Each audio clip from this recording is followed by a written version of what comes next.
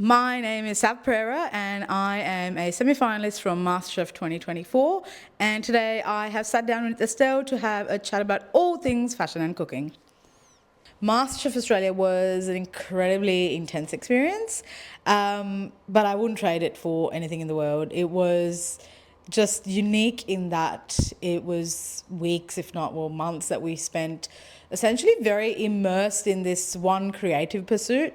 So it's a very, very intensive environment. It is high pressure and it is a very high caliber competition, and I think it's just brought the best out in a lot of us, including myself. I've gone on a bit of a journey and realized things about myself that I never thought I would, and it definitely has tested the elasticity of my resilience. For me, the reason for going on MasterChef is because I knew I wanted to walk away from the corporate world and actually go into the world of hospitality and food, because that's where my passions have always been. Doing MasterChef was a self-test for me to see, could I actually handle such intensive pressure in this short amount of time? Like, how will I sink or I swim? And that was kind of the outcome for me, because I finished MasterChef and I knew straight away that I had to walk away from the corporate stability. I needed to actually pursue my passions. So I'm doing that full time now, no longer in the world of banking and financial services, which is very scary but very exciting. Fashion, I think, is one of those things that breeds confidence, and sort of finding your personal style for me personally took a bit of time. For my professional life, regardless of whether it was in the corporate world or with what I'm doing now, I very much believe in dressing for my day, whether that's dressing in functional clothing that's going to make you comfortable and get through your day easy, or whether you wear something because you want to feel good and you want to look good. For me, the journey of self-confidence and self-discovery has really been rooted in finding what works for my body, what works for my skin tone. And I think a lot of the times when I was growing up, the diversity and inclusion side of things was an issue, because especially coming from a Sri Lankan background, I'm taller than most Sri Lankan women. I'm bigger than most Sri Lankan women. So it was harder for me to find clothes that was flattering, that would make me feel good. Happy to say that that has changed enormously, I would say, in the last 10 years or so. There's a lot more inclusivity now in fashion.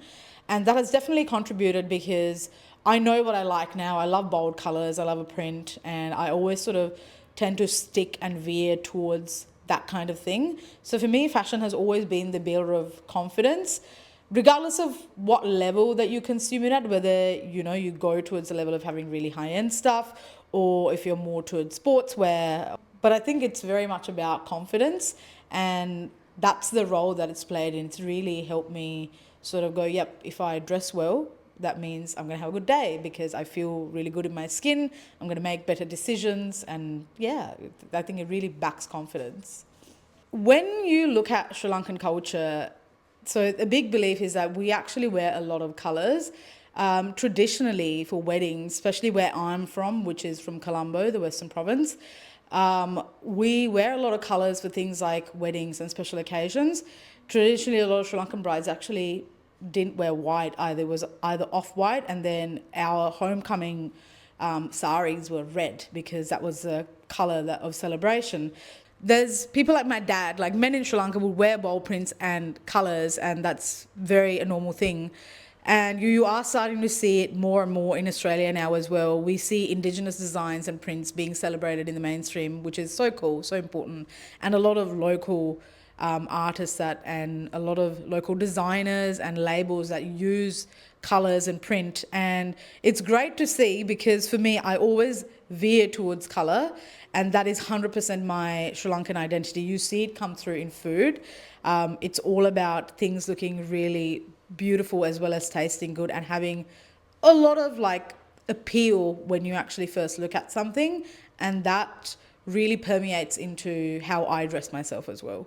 I would love to see a bit more inclusivity. I think the fashion industry has come a long way, especially in the last decade, in terms of having more inclusive sizes. So being able to actually walk into a store and actually have options without having to go into specialist clothing stores. I would love to see fashion moving in that direction.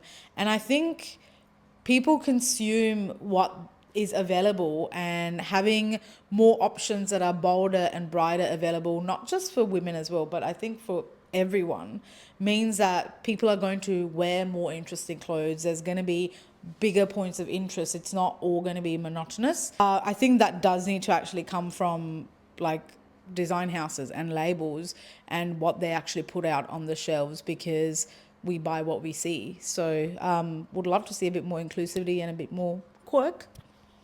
My favorite person to cook with was my late mum.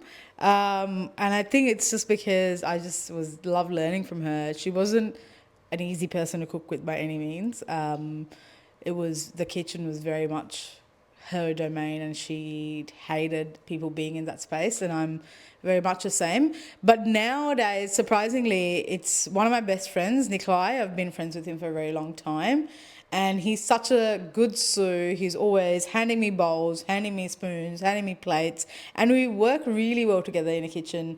And oftentimes I find that whenever I go over to his house, I end up taking over the kitchen anyway. And I actually really enjoy it because he loves learning from me as well. And I love sharing that knowledge. So it's just a really nice environment to be in. My dream wardrobe would be bold, colourful and prints. What is next for Sav Perera? That's a good question. I've been asking that question myself lately as well. And the funny thing is, post-MasterChef, I'm now, I think, living the life that I wanted to live, which is actually working for myself. That was a primary goal when I went on there, to walk away from the corporate world so that I can be my own boss. And I just want to continue feeding people. And for me, that's at the forefront of what I do. I'm a feeder, and to me, it's very much an act of generosity and love. And that's, yes, it is a business as well, but there's that cliche of when you love what you do, you don't consider it work. And I'm very much in that space now where it is a lot of work working for myself. There's a lot of logistics and a lot of cognitive power that goes into making every day happen, but I couldn't trade it for anything else. And yeah, hope maybe you might see me on a TV again soon. We don't know. We shall see.